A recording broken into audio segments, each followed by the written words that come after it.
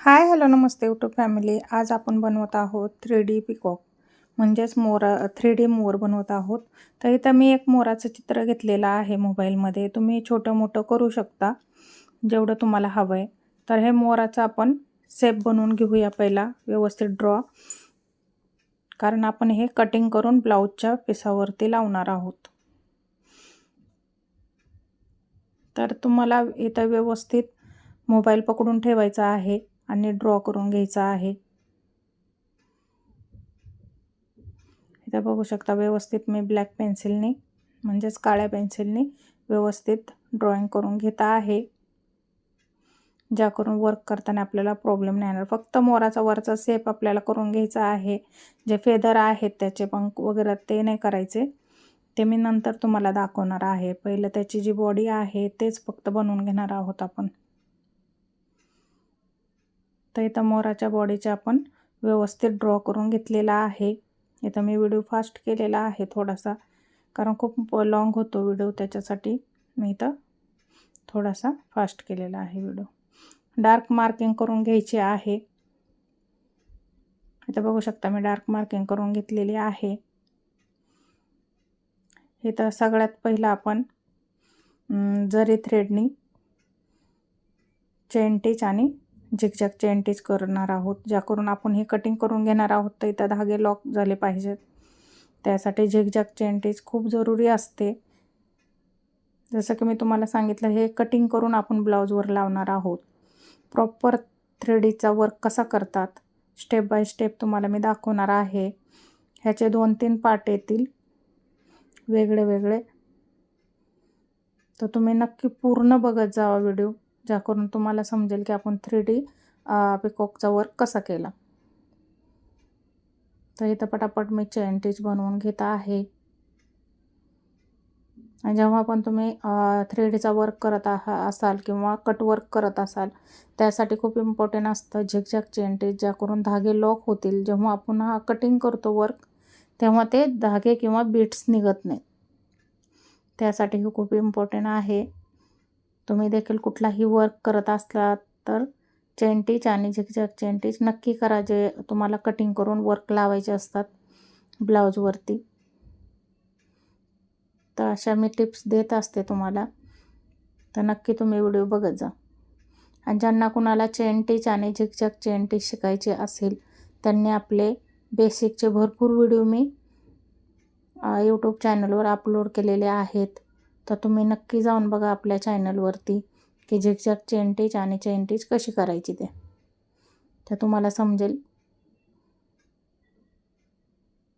आणि आता आपला ॲडव्हान्स क्लास चालू आहे आरीवर्कचा. तर ॲडव्हान्स क्लासमध्ये आपण 3Dचे वर्क चालू आहेत आपले. भरपूर पहिले वर्क मी बनवून टाकलेले आहेत. ज्यांना कोणाला शिकायची इच्छा असेल त्यांनी नक्की जाऊन आपल्या ID वरती बघायचं आहे.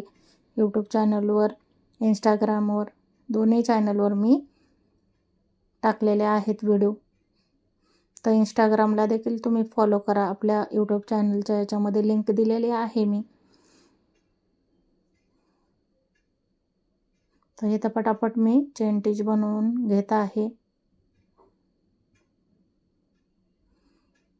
जर तुम्ही कटिंग करून नाहीत लावत, हे डायरेक्ट ब्लाऊज पीसवर बनवत असाल, तर तुम्ही डायरेक्ट चेन टिचही करू शकता. झिगझॅग चेन टिच करायची जरूरत नाही.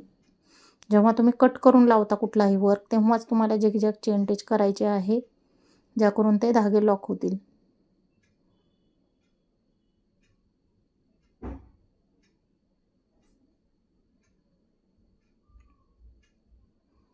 तर इथं बघू शकता झिगझॅग चेन टिच मी चालू केलेली आहे बनवायला. एक आतल्या साईडला आणि एक बाहेरच्या साईडला टाका घ्यायचा आहे. याला झिगझॅग चेन टिच असं बोलतात.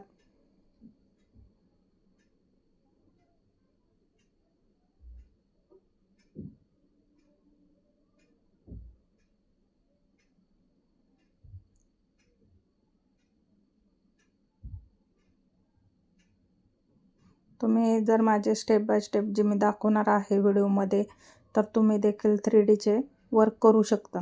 पण पूर्ण व्हिडिओ बघा,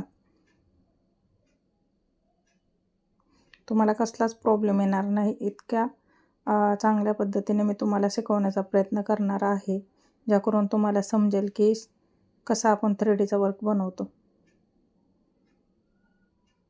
कुठलाही 3Dचा वर्क बनवताना हे खूप इम्पॉर्टंट आहे, झिगझॅग चेन टिच.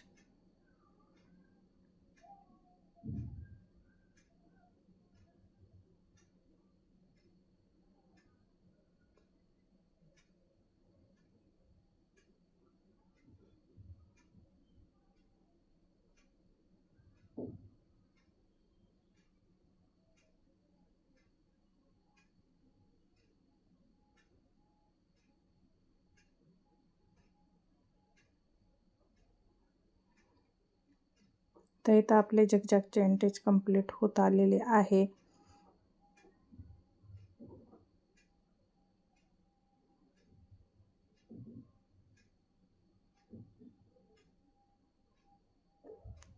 तर इथं नॉट देऊन आपण धागा पॅक करून घेणार आहोत. हे बघू शकता मी धागा पॅक केलेला आहे.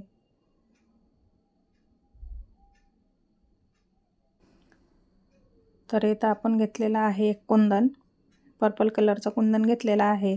तुम्ही कुठल्याही मॅचिंग कलरचा कुंदन घेऊ शकता.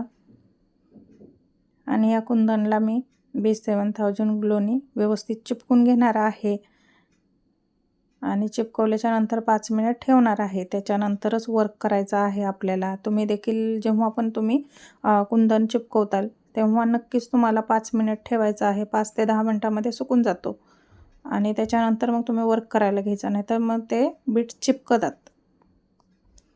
तर हे नक्कीच टिप्स लक्षात ठेवा, ज्याकरून तुम्हाला वर्क करताना प्रॉब्लेम नाही येणार.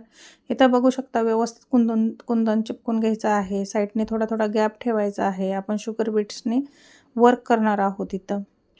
आणि या वर्कचा आपला दुसरा पार्ट येणार आहे पुढच्या व्हिडिओमध्ये. तर पुढचा व्हिडिओ देखील तुम्हाला बघायला विसरू नका. तुम्ही नक्की पूर्ण आपल्या 3Dच्या वर्कचे व्हिडिओ बघत जावा तुम्ही. आणि इथं मी घेतलेला आहे पॉलिस्टर गोल्डन थ्रेड, जे आपल्याला वर्क करायचं आहे शुगर बीट्सचा. तर इथं मी हा व्हिडिओ थांबवत आहे. याच्या पुढचा भाग तुम्हाला नक्कीच बघायला आवडेल.